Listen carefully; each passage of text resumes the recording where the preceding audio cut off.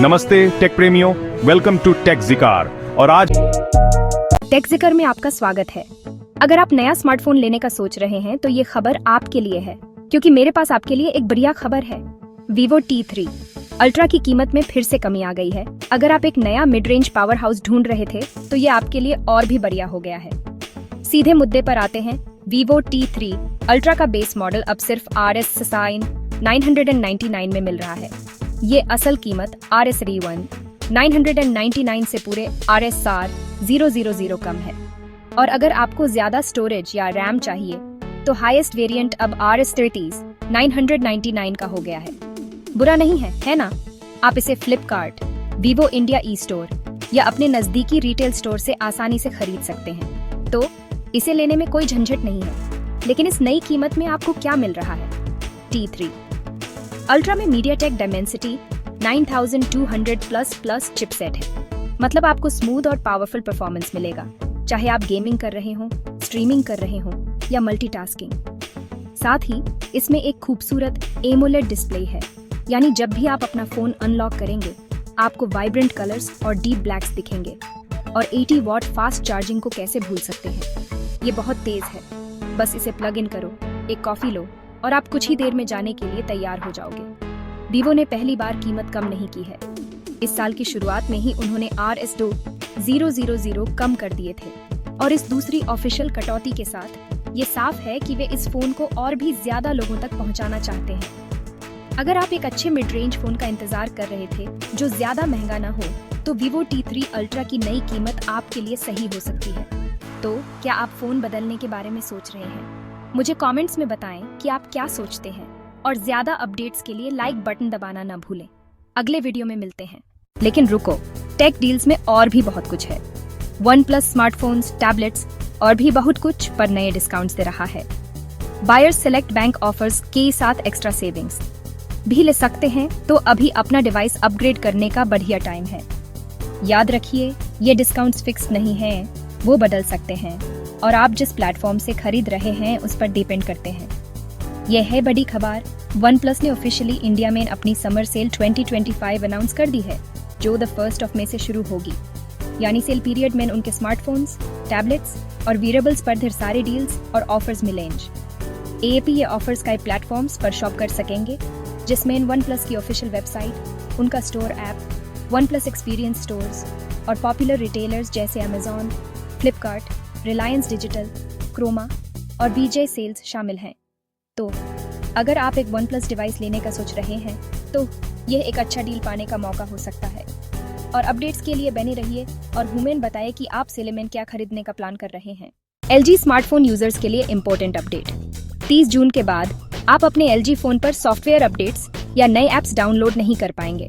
इसके अलावा LG ने घोषणा की है कि वह 30 जून को अपनी सर्विसेज के लिए कलेक्ट किया गया सभी यूजर डेटा डिलीट कर देगा। चलिए थोड़ा पीछे चलते हैं। 2021 में LG ने मोबाइल फोन बिजनेस से अपने एग्जिट की घोषणा की थी, लेकिन उन्होंने कुछ खास डिवाइसेस के लिए Android 12 अपडेट्स देने का वादा किया था। 2022 तक LG Velvet, LG Wing, LG V50 और LG V60 जैसे मॉडल्स के लिए वह वादा पूरा किया गया था। अब शटडाउन की घोषणा के 4 साल से ज्यादा समय बाद LG ने कंफर्म किया है कि वह अपने बाकी स्मार्टफोन्स को Android अपडेट्स देने वाले सर्वर्स को बंद कर देगा। LG की सपोर्ट पेज पर एक अपडेट के अनुसार सभी mobile phone software upgrade systems, update centre और LG ब्रिज हर LG स्मार्टफोन मॉडल पर बंद कर दिए जाएंगे। ये बदलाव 30 जून को 12 AM KST पर या 19 जून को 8:30 PM IST पर लागू होगा। इस कटऑफ के बाद LG स्मार्टफोन यूजर्स कोई भी सॉफ्टवेयर अपडेट डाउनलोड नहीं कर पाएंगे या अपने डिवाइसेस से डिलीट किए गए डिफॉल्ट एप्लीकेशंस को रिस्टोर नहीं कर पाएंगे। LG ने यह भी कहा कि सॉफ्टवेयर सर्विसेज बंद होने पर उसकी सर्विसेज के लिए कलेक्ट की गई सभी पर्सनल जानकारी नष्ट कर दी जाएगी। अगर आप अभी भी LG फोन इस्तेमाल कर रहे हैं तो अपना डेटा बैकअप जरूर ले लें और डेडलाइन से पहले कोई भी जरूरी अपडेट या एप्स डाउनलोड कर लें। चलो अब बात करते हैं नए लॉन्च हुए Motorola Edge 60 Pro की। इसकी इंडिया में प्राइस 29,999 रुपये से स्टार्ट होती है और आप इसे फ्लिपकार्ट या ऑफिशियल मोटोरोला वेबसाइट से ले सकते हैं।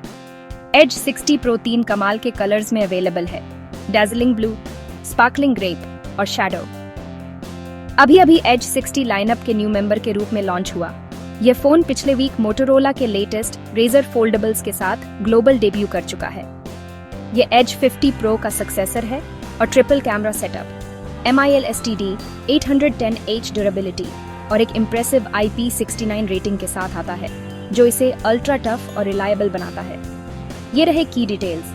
एज 60 प्रो 2 वेरिएंट्स में अवेलेबल है, 8GB रैम और 256GB स्टोरेज वाला ₹1999 में, और 12GB रैम और 266GB स्टोरेज वाला ₹3399 में।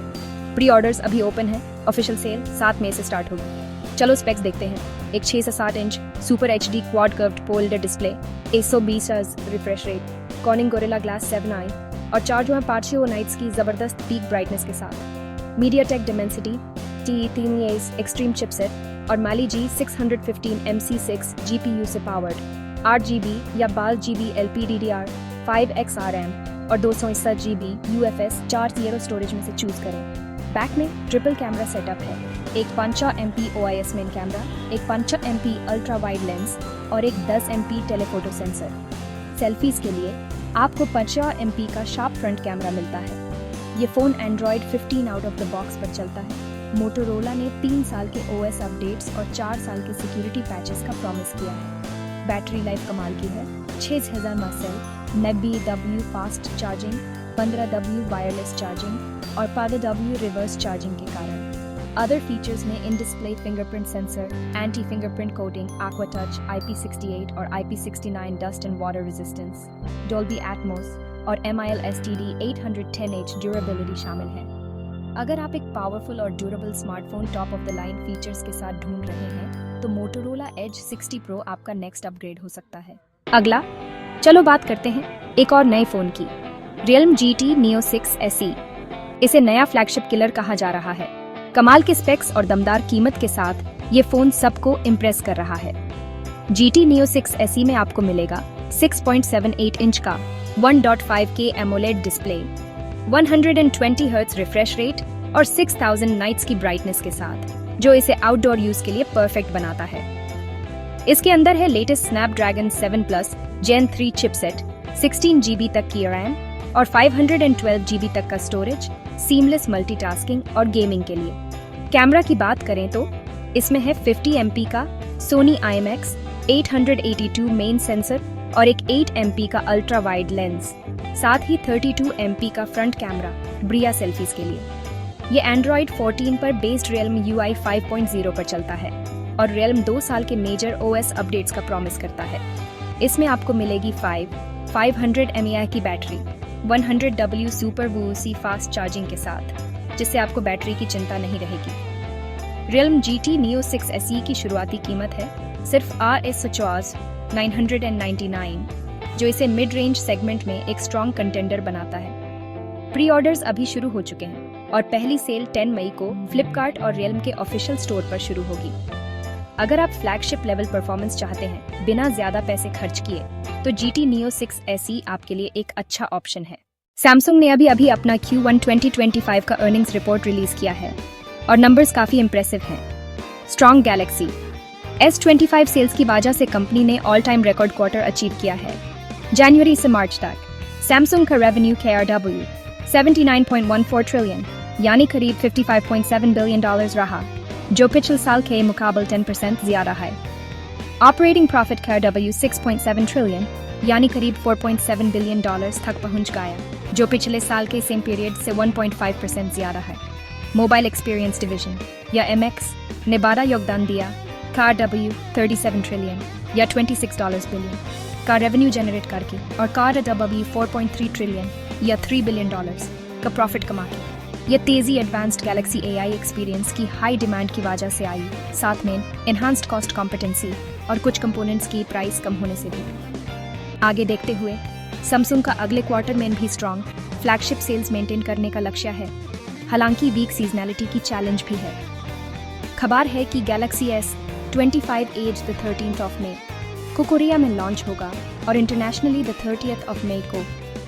सैमसंग ने अपनी AI लाइनअप को एक्सपैंड करने का प्लान भी कंफर्म किया है, ऑसम इंटेलिजेंस को गैलेक्सी S सीरीज में इंट्रोड्यूस करके। सेमीकंडक्टर की बात करें तो DS डिवीजन ने रेवेन्यू का एक और बड़ा हिस्सा कंट्रीब्यूट किया। टोटल कार $25.1 ट्रिलियन या $17.6 बिलियन के साथ। लेकिन ओवरऑल अर्निंग्स पर एवरेज सेलिंग प्राइसेस कम होने का असर पड़ा और एआई चिप्स पर एक्सपोर्ट कंट्रोल्स की वजह से HBM सेल्स में कमी आई।